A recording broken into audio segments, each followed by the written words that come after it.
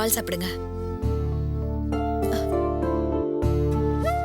என்னங்க, என்ன யோசிச்சிட்டு இருக்கீங்க? மனசுக்கு ரொம்ப கஷ்டமா இருக்கு ஈஸ்வரி. ஏன், என்னாச்சு?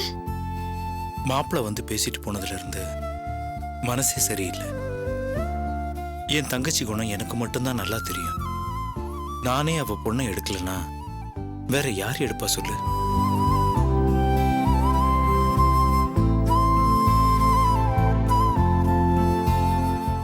மாரிஸ்க்கு அன்னைக்கு வேலை இல்லை, அதனால அவனுக்கு பொண்ணு கொடுக்க மாட்டேன்னு என் தங்கச்சி அன்னைக்கு முட்டாள்தனமா பேசிட்டா.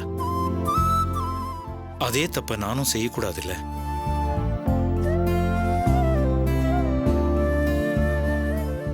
மாரிஸ்க்கும் என் தங்கச்சி பொண்ணுக்கும் கல்யாணம் பண்ணி வைக்கிறது தான் சரி. ஆனா மாரிஸ்க்கு சூர்யாவை தானங்க பிடிச்சிருக்கு. அறிவு கெட்டதனமா பேசாத. சின்ன வயசுல இருந்தே என் தங்கச்சி பொண்ணுக்கும் மாரிஸ்க்கும் கல்யாணம்னு பேசிட்டோம். அந்த பொண்ணு மாரிஸை தானே நினைச்சுக்கிட்டு இருப்பா.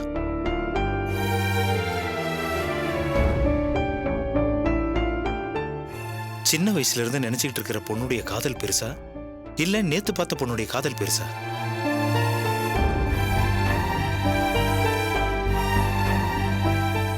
எல்லா வகையிலையும் யோசிச்சு பார்த்துட்டேன். இதான் சரியா வரும். ஏதாவது காரணத்தை சொல்லி இந்த கல்யாணம் வேணான்னு சுந்தரி அம்மாவை பார்த்து சொல்லிட வேண்டியதுதான். சரிங்க, உங்க மனசுக்கு எது சரின்னு படுதோ அதை செய்யுங்க. ஆனா இந்த விஷயத்த சூர்யா வீட்ல எப்படிங்க சொல்றது? தர்ம சங்கடமா தான் இருக்கும், வேற வழி தெரியலையே. ஏங்க, சந்திரம்மா கிட்ட சொல்லலாமா? அவங்களுக்குள்ளேயே ஏகப்பட்ட பிரச்சனை இருக்கு. அது மட்டும் இல்ல, வேணாங்கிறத நாம தான் நேர்ல போய் சொல்லணும்.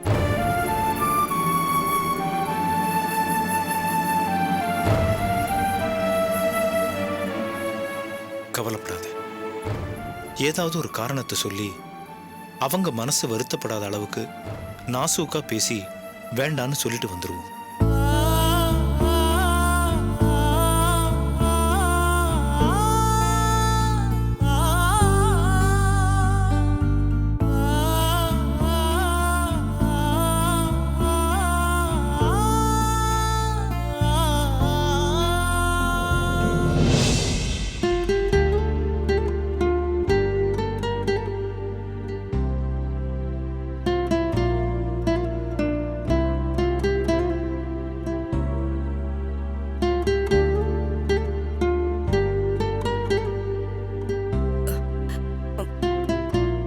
என்ன பாபு, இன்னைக்கு நைட் ஷிஃப்ட் இல்ல?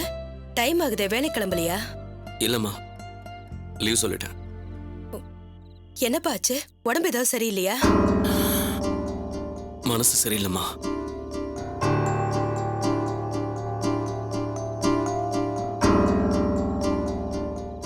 மதியம் எதுவும் பாத்தியா? உன் மனசு வருத்தப்படுற மாதிரி எதுவும் சொல்லுச்சா? இல்லப்பா. வேற என்னப்பா? நித்யாவை பார்த்தேன்ப்பா.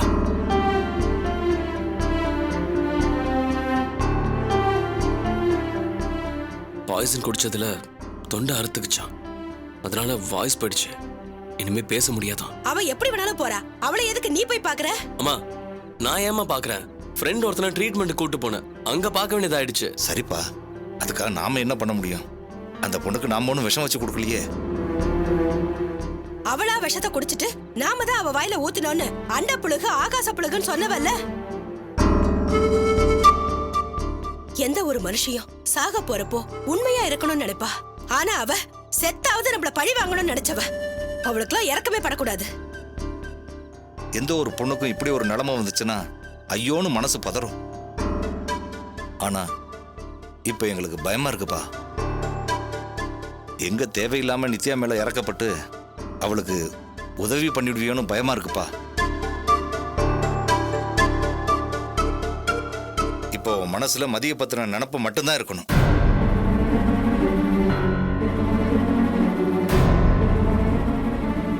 அந்த நித்யாவை எப்போ தலைமொழியாச்சு, அவளை பத்தி நினைக்காத. நாங்க எல்லாருமா ஒண்ணு சேர்ந்து மதிய உங்க கூட சேர்த்து வைக்கலான்ற நினப்புல முயற்சி பண்ணிக்கிட்டு இருக்கோம். மனுஷனா பிறந்த யாரு தான் தப்பு பண்ணல?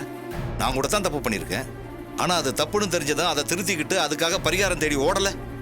ஆனா இது நித்யா குடும்பத்துக்கு பொருந்தாதுப்பா. எத்தனை ஜென்மம் எடுத்தாலும் இந்த ஜென்மங்கள் திருந்தாது. அவங்கள பத்தி பேசி நம்ம நேரத்தை நாம ஏன் வீணாக்கணும்? சரியோ தப்போ அந்த பொண்ணு கூட கொஞ்ச நாள் வாழ்ந்திருக்க, அதனால அந்த பாசம் கொஞ்சம் வந்து போகத்தான் செய்யும். இல்லப்பா, அவ மேல எனக்கு எந்த பாசமும் இல்ல.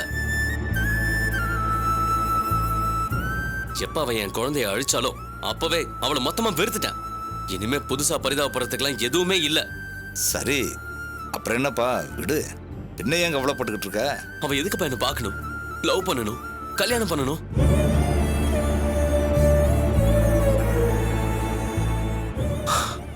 எல்லாத்திலையும் விட்டு கொடுத்தப்பா. என் கூட வாழ மாட்டேன்னு அடம் பிடிச்சு போனா, என் குழந்தைய அழிச்சா, என்ன ஜெயிலுக்குள்ள தள்ளணும்னு சாகிற அளவுக்கு போனா, அப்பவும் நான் விட்டு கொடுத்தேன்ப்பா. இதுக்கு மேல அவளுக்கு என்னதான்ப்பா வேணும்?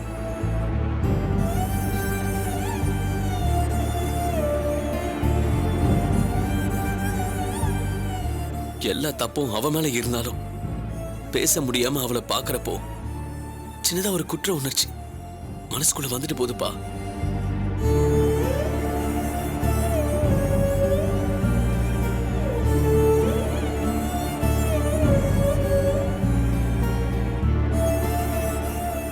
அதுக்கு காரணம் நான் இல்லைன்னு நல்லா தெரிஞ்சாலும் மனசுக்குள்ள இருந்து சட்டன்னு உதறி தள்ள முடியல. உன் மனசு எங்களுக்கு புரியுது பாபு. இப்படிப்பட்டவன் கூட அவளுக்கு வாழ கொடுத்து வைக்கலையே. பாபு, இப்படி தனியாவே இருந்தா திரும்ப திரும்ப அவன் நினப்பு உன் மனசுக்குள்ள வந்துக்கிட்டு தான் இருக்கும். பேசாம நீ ஆபீஸ்க்கு போ, 4 பேரை பார்த்தா உனக்கு விடுதலை கிடைச்ச மாதிரி இருக்கும். சரிப்பா, சரி, நான் வேலை கிளம்புறேன்.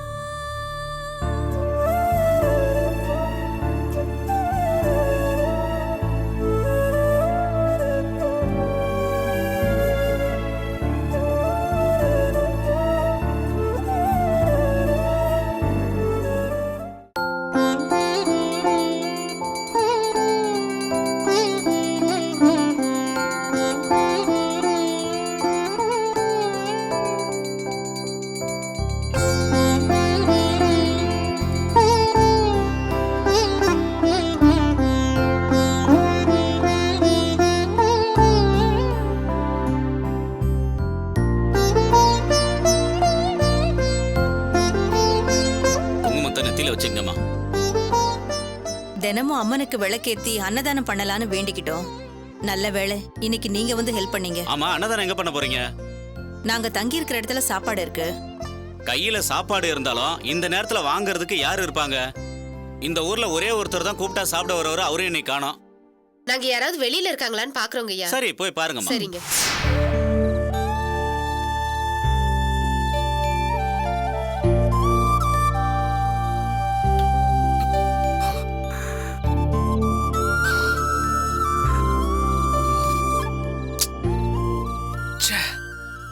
கோயில்ல பிரசாதம் வாங்கி வச்சேன், யார் சாப்பிட்டாங்கன்னு தெரியலையே.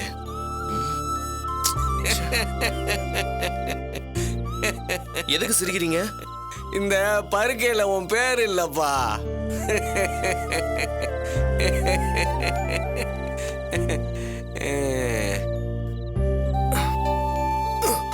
அம்மா, அண்ணே, உங்க பேர் என்ன? நான் என்ன தம்பி பிசினஸ் பண்ண போறேன்? என்ன பிசினஸ் பண்றீங்கன்னு கேட்கல, உங்க பேர் என்னன்னு கேட்டேன். என் பேரு எனக்கே மறந்து போச்சுப்பா. அப்படியே 4 வீட்டுல கையேந்தி பொழப்ப ஓட்டிக்கிட்டு இருக்கேன். கவலைப்படாதீங்க, உங்களுக்கு ஒரு நல்ல பேரை நான் வைக்கிறேன். எனக்கு எதுக்குப்பா பேரு? என்னன்னு இப்படி சொல்லிட்டீங்க? டைம் பாஸ் பண்ண வேண்டாமா? சரிப்பா, சொல்லு. சச்சின் டெண்டுல்கர். என்ன எப்பவும் கூப்பிடுறதே பரவாயில்லப்பா, வாயிலே நுழைய மாட்டேங்குதேப்பா. சரி, அப்போ அமீர் கான். நல்லா இல்லப்பா. ஓகே. அம்பானி. அம்பானி தானே உங்களுக்கு கரெக்ட்? நல்லா இருக்குப்பா அந்த பேரு. நல்லா இருக்கா? அம்பானினே வச்சுப்போம். பணக்காரங்க மட்டும் தான் இந்த பேரை வச்சுக்கணுமா என்ன? ஏன் தம்பி, இந்த பேர் வச்சா பெரிய பணக்காரன் ஆயிருவேனா? உனக்கு ரொம்ப தான் ஆசைன்னு கோயில தங்கி இருக்கிறதுனால விட்டா நான் தான் கடவுள்னு சொல்லிடுவீங்க போல இருக்கு. தம்பி, சத்தியமா அது உண்மைதான். பாத்தியா என்ன, கொஞ்சம் விட்டா ஓவரா பண்றீங்க. நம்மள என்ன போ, நான் என்ன பண்ண முடியும்? அண்ணே, பசி உயிர் போது, இந்த நேரத்துல கடுப்பு ஏத்தாதானே?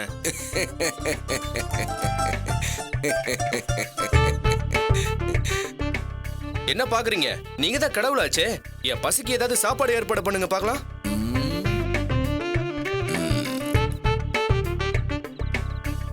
என்ன மந்திரம் மறந்து போச்சா? அது இல்லப்பா, வேற இங்க சாமிக்கே திங்க சாப்பாடு இல்ல, பட்னியா தான் கிடக்குது. ஒன்னும் பண்ண முடியாது.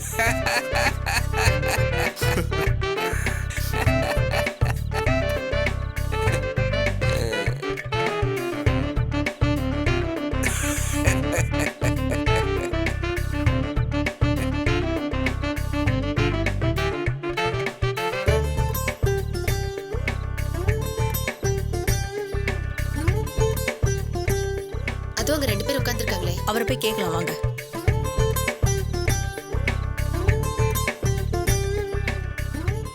ஏன்பா எங்க கூட வரியா சாப்பாடு தரோம்? எங்கம்மா வரணும்? நம்ம ஊர் பள்ளிக்கூடத்துக்கு. ஆ, சரி வாங்க போலாம். நீங்களும் வரீங்களா? ரொம்ப பசிக்குது. பாயம்பா.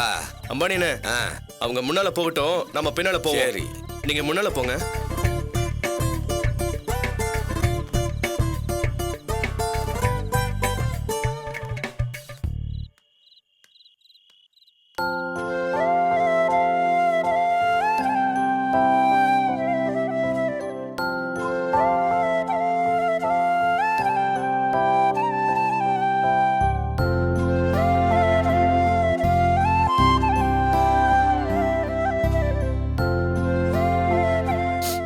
தம்பி, தம்பி, சாப்பாடு ஒன்றும் அவ்வளோ டேஸ்டா இருக்கிற மாதிரி தெரியலப்பா. என்னண்ணே இப்பதானே வரோம், எதை வச்சு அப்படி சொல்றீங்க? சும்மா ஏனாதானு சொல்லிட முடியுமா? சர்வீஸ் இருக்குல்ல, மோப்பம் பிடிச்சே கண்டுபிடிச்சிரோம்ல. அதுக்காக சாப்பிடாம போயிடக்கூடாது தம்பி. தொழிலுக்குன்னு ஒரு மரியாதை இருக்கு. தம்பி, வேட்டி அவுற மாதிரி இருக்கு, இந்த திருவட்டை கொஞ்சம் பிடிப்பா. மா தாயே, பசிக்குதுமா, சாப்பாடு போடுமா.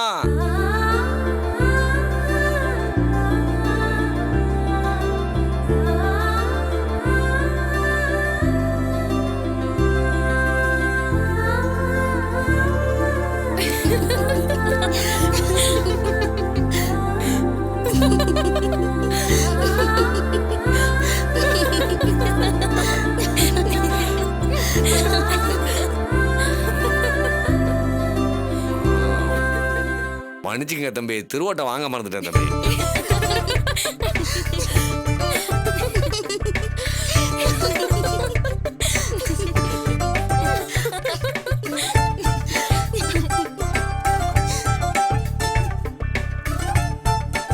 சாரிங்க, உங்களை கவனிக்கல.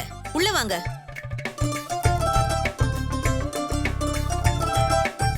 வாங்க, உள்ள வாங்க. ஏங்க நீங்க வெளியில இருங்க. நீங்க மட்டும் வாங்க தம்பி. ஏன் அவர் வந்தா என்ன? இல்ல, அவர் வந்து ஏன் அழுக்கா இருக்காரா?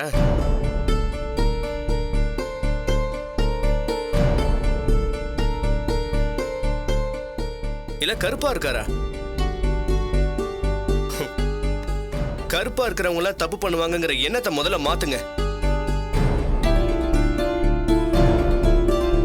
இங்க பாருங்க மேடம், நீங்க எல்லாம் ப்ரொஃபசர்ஸ்.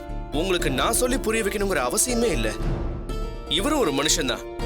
என்ன பொழைக்க வழி தெரியாம உட்கார்ந்து சாப்பிட்டே பழகிட்டாரு.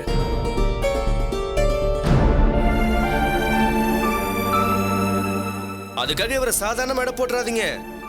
இன்னைக்கு கொஞ்ச நேரம் இவர் கூட இருந்தப்பதான் இவரை பத்தி நான் முழுசா தெரிஞ்சுக்கிட்டேன். தம்பி, நான் உங்க 2 பேரையும் சாப்பாடு தரேன்னு தான் வர சொன்னேன். அதுக்காக சாப்பாட்டுக்காக வந்த ஒருத்தர் சாப்பிட கேட்கறத நியாயப்படுத்தாதீங்க. பசிக்கிற நேரத்துல உங்களுக்கு எல்லாம் சாப்பாடு கிடைச்சிடுறதுனால அதோட வலியும் வேதனையும் உங்களுக்கு எல்லாம் புரியாம போயிடுச்சு. ஆனா எனக்கே இன்னைக்கு தான் தெரிஞ்சது. கூச்சமே படாம நான் இங்க சாப்பிட வந்திருக்கேன்னா உண்மையிலே பசி ஒரு கொடூரமான மிருகங்க. அந்த மிருகத்துக்கு முன்னாடி மானம் மரியாதை இதெல்லாம் ஒரு விஷயமே இல்லைங்க. இவர் மட்டும் என்ன முதல் தடவையே வெக்கமே படாம வந்து கேட்டிருப்பாருன்னு நினைக்கிறீங்களா?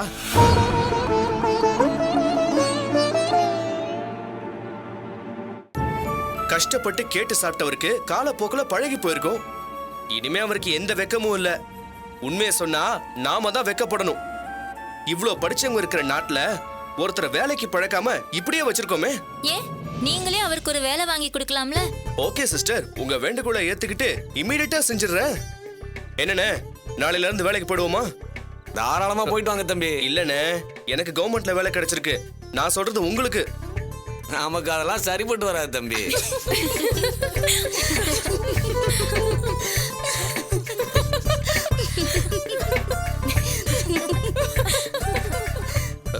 ஏன்னு வராதுன்னா விட்டுருங்க தம்பி.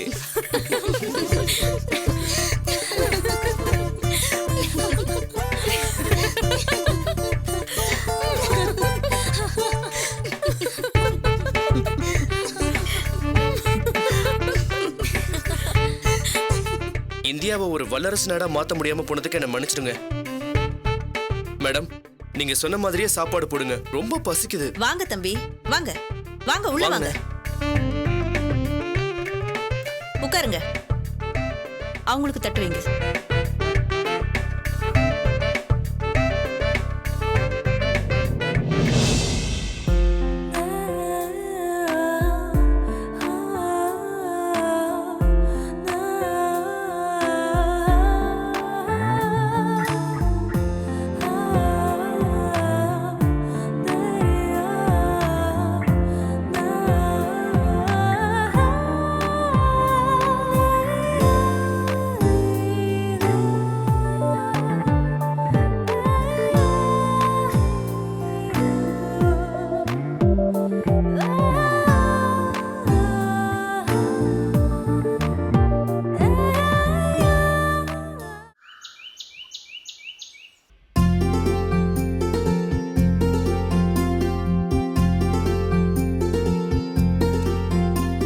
இந்தாங்க காஃபி. அம்மா அம்மா அம்மா. ஏய் திவ்யா, வாடி. நிமி. சரி அம்மா எங்க? அம்மா மாடியில தான் இருக்காங்க. ஒரு நிமிஷம் வரேன். அம்மா வருவாங்க. வா.